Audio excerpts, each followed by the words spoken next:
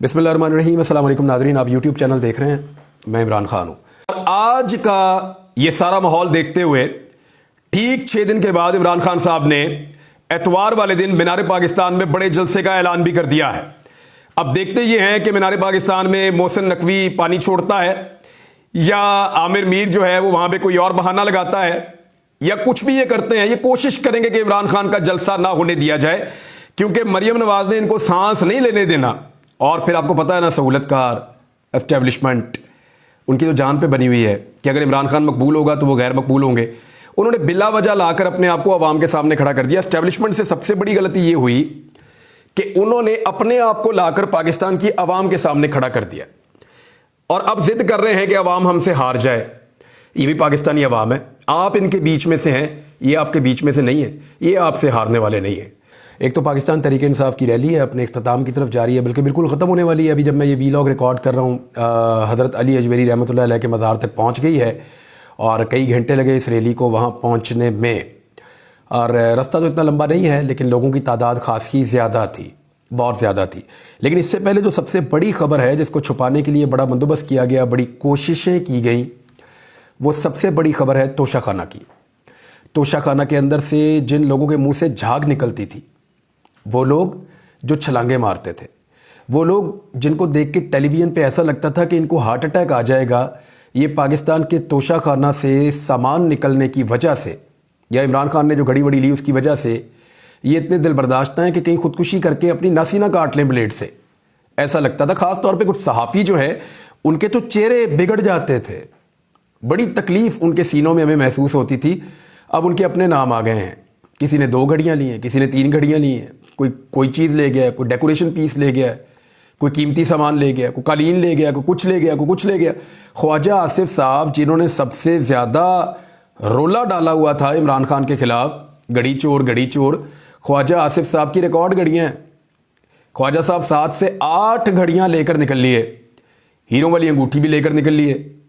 साथ ही साथ ख्वाजा साहब जो हैं वो टेबल लैम्प, टेबल का सामान, डेकोरेशन पीसेस, और वो क्या होता है उसका, वो शतरंज, और साथ में कुछ शहद, जैतून, और उसके साथ कॉफ़ी के बीज, और पता नहीं क्या कुछ है। धड़ाधड़ सामान लेकर ख्वाजा साहब निकल लिए। कालीन शालीन भी ले गए, और कीमती कालीन ये ओने पोने लेकर चले गए।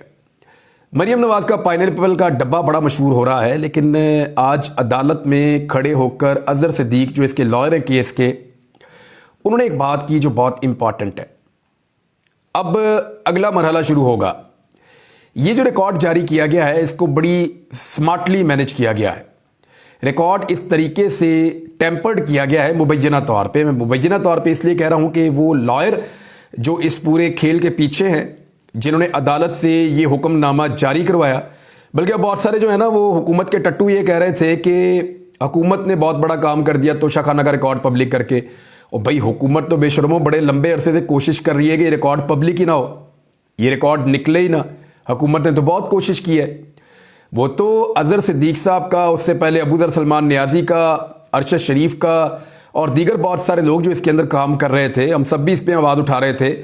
लेकिन स्पेशली लाहौर हाई कोर्ट का क्रेडिट है, जिन्होंने ये जोर देते हुए कानून के मुताबिक मजबूर किया इस हुकूमत को कि ये पब्लिक करे।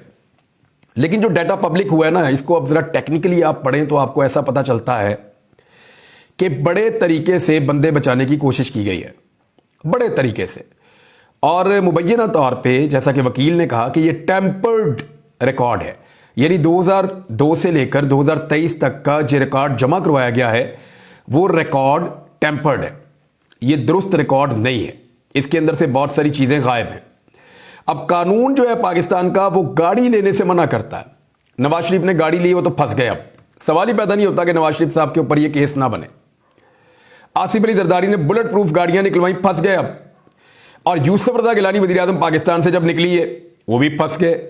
अब ये सारे फंस गए हैं, ये इसमें से निकलेंगे कैसे? 2008 में इन सब ने गाड़ियां ली हैं। नवाज शरीफ उस वक्त काउंसलर भी नहीं थे, और वो ले कैसे सकते हैं गाड़ी? उनके पास इख्तियार क्या था, ओहदा क्या था? कुछ भी नहीं था। लिहाजा ये सारे बुरी तरह फंस गए हैं। लेकिन कुछ लोगों को बचाने की बड़ी स्मार्टली कोशिश की गई है। अब 2 मरहले हैं जिसके ऊपर ये वकला की टीम जाएगी।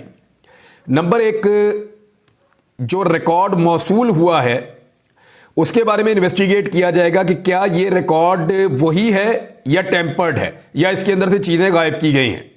नंबर 2, जो इससे पहले वाला रिकॉर्ड है वो किधर है? उन्होंने कहा ये रिकॉर्ड मौजूद है या नहीं है, या खराब हालत में है, या ये हो गया या वो हो गया। भाई वो जिस हालत में भी है वो सारा रिकॉर्ड पब्लिक करना आपकी रिस्पॉन्सिबिलिटी है। यानी लंदन फ्लैट्स, उनके कागजात तो आपके पास पूरे हैं हमेशा से, अपने घरों की प्रॉपर्टीज और रजिस्ट्रियां और फैक्ट्रियों के कागजात तो आपके पूरे हैं हमेशा से। यानी जो कुछ आपने अपनी मेहनत से अपनी जिंदगी में या जैसे भी बनाया अपनी जिंदगी में, उस सारे के रिकॉर्ड आपके पास मौजूद हैं। लेकिन जो कुछ भी आपने तोशाखाना से निकाला उसका रिकॉर्ड आपके पास नहीं है। यह हो नहीं सकता। हमारे दर्दे दिल रखने वाले सहाफियों का रिकॉर्ड अगर निकला है तो फिर पिछला 10 साल का कम से कम रिकॉर्ड और निकलना चाहिए। 1988 से लेकर 1998 तक स्पेशली सारा रिकॉर्ड निकलना चाहिए। उसकी एक वजह है, क्योंकि तोशाखाना के अंदर जो सबसे बड़ी डकैतियां पड़ी हैं ना और बेईमानियां हुई हैं वो उस दौर में हुई हैं। अगर तो वो पूरा रिकॉर्ड पब्लिक किया गया तो जो भुखनंग थी पीपल्स पार्टी और पीएमएलएन में, और जिस तरह की लुटमार इन्होंने की है, तो बहुत सारे इनके जो पर्दा नशीन हैं वो बेनकाब हो जाएंगे और उनका पोल खुल जाएगा तोशाखाना का वो वाला रिकॉर्ड निकलने के बाद। दूसरा, मैं एक चीज पे हैरान हो रहा था कि इमरान खान को घड़ियां इतनी महंगी क्यों मिली हैं? बाकी सब ने तो बहुत सस्ती ली हैं। यानी जितने की इमरान खान ने घड़ी ली है उतने की तो सबने ली हैं। यानी ख्वाजा आसिफ की सारी घड़ियां मिला के भी इमरान खान की एक घड़ी से सस्ती हैं। इसी तरह जो बाकी सबने घड़ियां ली हैं वो भी सस्ती हैं। क्यों? घड़ियां तो वो भी बहुत कीमती हैं और बहुत आला पाए की कंपनियों की घड़ियां हैं। वजह यह है कि वो जो घड़ियां हैं उनका जो तखमीना लगाया जाता था वो ओने पोने लगाया जाता था उस दौर में, और जानबूझ के मुबैना तौर पे कीमतें कम रखवा के उसकी कम कीमत अदा करके सरकारी खजाने के ऊपर जो है वो वहां पे डाका डाल के और निकाल कर ले जाते थे तोशाखाना से सामान। अब तोशाखाना से अच्छा नीलामगर आपको पाकिस्तान में कहीं नहीं मिलेगा, जहां कीमती इंपोर्टेड सामान आपको मिल जाता है 4% पे, 5% पे, 10% पे, 15% पे और मैक्सिमम 20% पे। इमरान खान ने फिर बाद में 50% कर दिया। अब किसी का दिल ही नहीं करता सामान लेने को, क्योंकि इतना महंगा हो गया है, अब कोई लेना ही नहीं चाहता। लेकिन आप ये देखें कि अब सामान कितना महंगा हो गया, 50% पे चला गया है। इसी बात का सबको गुस्सा है कि आइंदा तो हम तोशाखाना में से ले कुछ नहीं सकेंगे, तो इसी में इमरान खान को फंसाने की कोशिश करते हैं। अब बयानिया ट्विस्ट किया जा रहा है, बदला जा रहा है। कैसे? जरा एक गौर से सुनिए। जो बयानिया पहले था वो ये था घड़ी चोर, अब तो सारे ही घड़ी चोर हो गए। कोई परफ्यूम चोर है, घड़ी चोर है, कारपेट चोर है, प्याला चोर है, डेकोरेशन पीस चोर है, बेडशीट चोर है, हर चीज लेकर चले गए वहां से। और लकड़ी के बक्से तक नहीं छोड़े, वो तक उठा के तोशाखाना से ले गए। तो ये जो पहले इमरान खान पे इल्जाम लगाते थे घड़ी चोर, अब ये जाएंगे घड़ी फरोश के नए बयानिया के ऊपर। ये कहेंगे घड़ी बेची क्यों? तो भाई जो सामान आप सबने लिया वो भी आपने पैसे देकर लिया ना, उसको अपने गोशवारों के अंदर आपने साबित किया या गोशवारों के अंदर आपने उसको जाहिर किया, और जो सामान आपने लिया वो कहां है, लाइए दिखाइए। कभी भी नहीं दिखा सकेंगे, क्योंकि नॉर्मली ये सामान जब लेते हैं तो ये या तो गिफ्ट कर देते हैं या अपनी कलेक्शन के अंदर ये लोग रख लेते हैं और कीमती सामान को अपने पास रखते हैं। 6 लाख में मेहरान गाड़ी नहीं मिलती, नवाज शरीफ ने मर्सिडीज ले ली है, अंदाजा करें आप।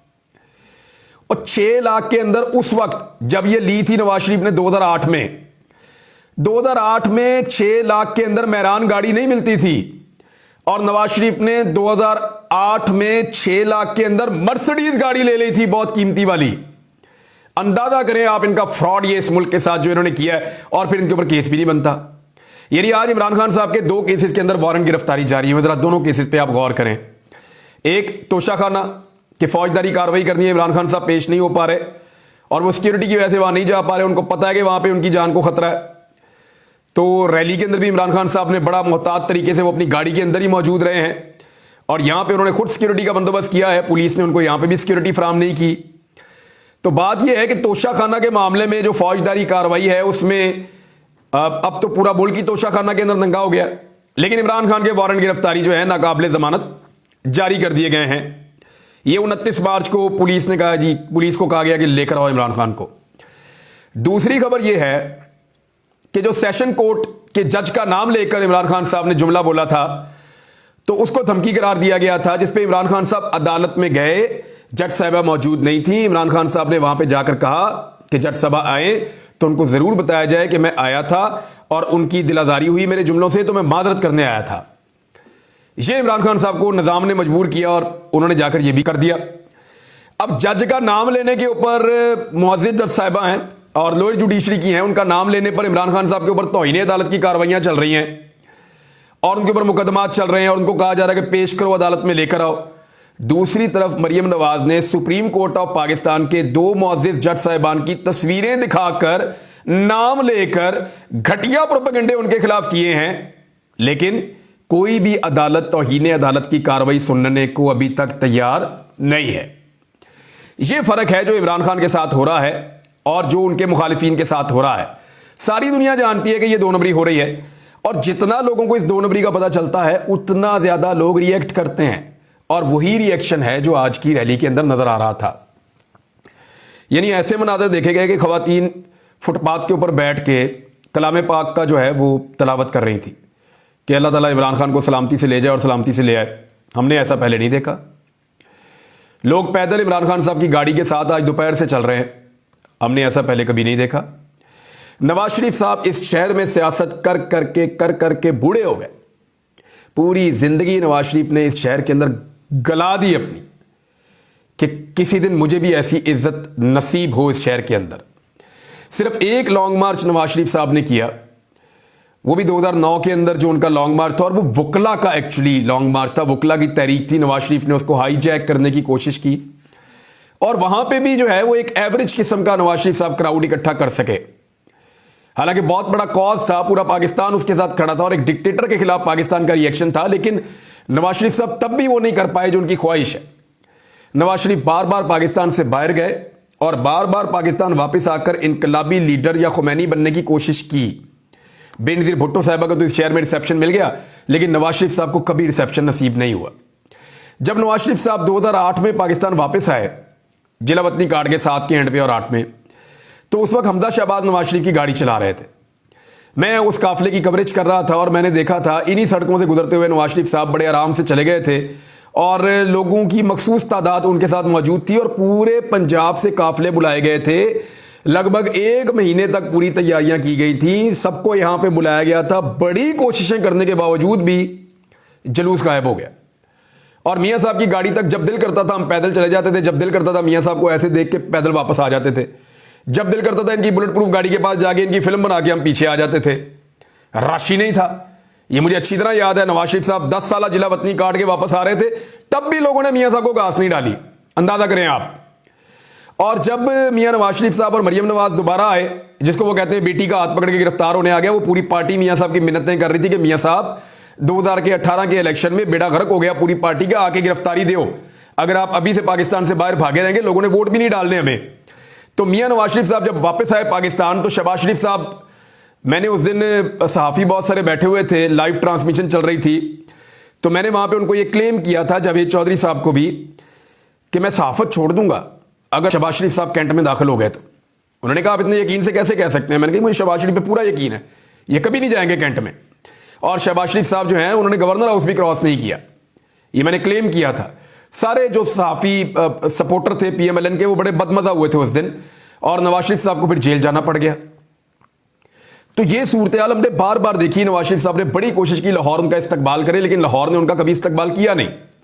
मुझे क्यों निकाला ये कह के नवाज शरीफ साहब जब लाहौर आए तो तब भी लोग, हमने देखा कि दाता दरबार के बाहर उनको करना पड़ गया, इसलिए कि वहां पे पहले हुजूम होता है, थोड़े लोग वहां से इकट्ठे कर लिए, थोड़े वहां से इकट्ठे कर लिए। 5-5 हज़ार के नोट लोगों को देकर, ये बाकायदा सबूत मौजूद है, 5-5 हज़ार के नोट लोगों को देकर बुलाया जा रहा था, फिर भी लोग नहीं आ रहे थे। ये जब नवाज शरीफ साहब लाहौर पहुंचे थे, मुझे क्यों निकाला वाली तहरीक चलाते हुए, जब मियां नवाज शरीफ साहब को वजीर आजम के ओहदे से हटाया गया और लाहौर आ गए थे वापस घर। फिर उसके बाद मियां नवाज शरीफ साहब जब जेल गिरफ्तारी देने के लिए गए तो तब भी रैली थी, लेकिन मुनासिब तादाद में लोग थे, कारकुन गए, मियां साहब को जेल छोड़ के वापस अपने घरों में चले गए। आज इमरान खान साहब ने 24 घंटे में वो करके दिखाया है जो नवाज शरीफ साहब कई महीनों की तैयारियों के बावजूद लाहौर में नहीं कर पाते हैं। ये तकलीफ तो मियां नवाज शरीफ साहब के साथ रहेगी। और उनकी बेटी ने कुछ तस्वीर जो है वो शेयर करने की कोशिश की है। अब लाजमी है उनको कोई ना कोई ऐसा विजुअल ढूंढना था, तो उन्होंने रैली का एक कोना ढूंढ के थोड़ा सा ऊपर कैमरा करके तो दिखाया कि यहाँ कम लोग हैं, तो अगर ऐसा ही है तो फिर फौरी तौर पे पाकिस्तान में इंतखाबात करवाए जाएं और दूध का दूध और पानी का पानी हो जाए। लाहौर जो पीएमएलएन का एक गढ़ हुआ करता था, हम सब इस बात को तस्लीम करते थे कि पीएमएलएन लाहौर में बहुत तगड़ी है। अब वो बात नहीं रही। पीएमएलएन जो है वो लाहौर में 4 दीवारी के अंदर कैद हो गई है। मरीम नवाज ने आज भी एक छोटे से हॉल के अंदर तलबा को बुलाया था, लगभग मेरे ख्याल में 100-125 तलबा होंगे, और नौजवानों को इकट्ठा करके वहाँ पे उनके साथ सेल्फियाँ बनाई, उनके साथ बातचीत की, वहाँ पे खिताब किया, और पाकिस्तान के तमाम टीवी चैनल्स को मजबूर किया गया कि इसको दिखाया जाए, और सिर्फ चंद 100 लोगों ने उसको टेलीविजन पे देखा। तो मकबूलियत का आलम तो यहाँ तक पहुँच गया है जो इन्होंने पाकिस्तान की अवाम की दुर्गत बनाई है गुरबत के हाथों। और ये चाहते हैं कि इकॉनमी के ऊपर कोई प्रोग्राम ना हो, ये चाहते हैं कि महंगाई के ऊपर कोई प्रोग्राम ना हो, ये चाहते हैं कि गुरबत के ऊपर कोई प्रोग्राम ना हो, ये चाहते हैं कि गवर्नेंस के ऊपर कोई प्रोग्राम ना हो। रोजाना प्रोग्राम होने चाहिए इररेलेवेंट चीजों के ऊपर। यानी आज इमरान खान गिरफ्तार होगा, आज नहीं होगा, आज इसमें जमानत हो गई, आज इसमें कैंसिल हो गई।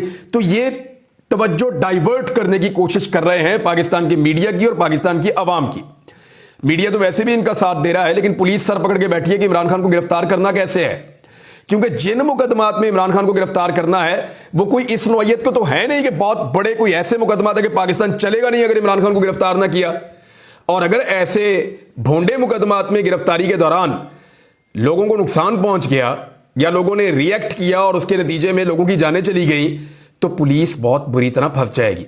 पुलिस के अफसरान पहले ही कह चुके हैं कि हमें गलत काम करने के लिए ना कहा जाए। कुछ लोग पहले ही बिगड़ गए हैं, बाकी पर तोड़ रहे हैं, और एस्टेब्लिशमेंट को पहली मर्तबा ऐसे लोगों का सामना करना पड़ रहा है जिनकी वजह से उनके मंसूबे बार बार नाकाम हो रहे हैं। लेकिन एक बात मैं आपको बताऊं, एस्टेब्लिशमेंट हार मारने को तैयार नहीं है, क्योंकि उनके भी मफादात बहुत बड़े बड़े हैं। लेकिन अवामी मफाद के सामने, पाकिस्तान के मफाद के सामने, सबके मफाद जो हैं वो कुर्बान। अब तक के लिए इतना ही। अपना ख्याल रखिएगा, अपने इस चैनल का भी। अल्लाह हाफिज़।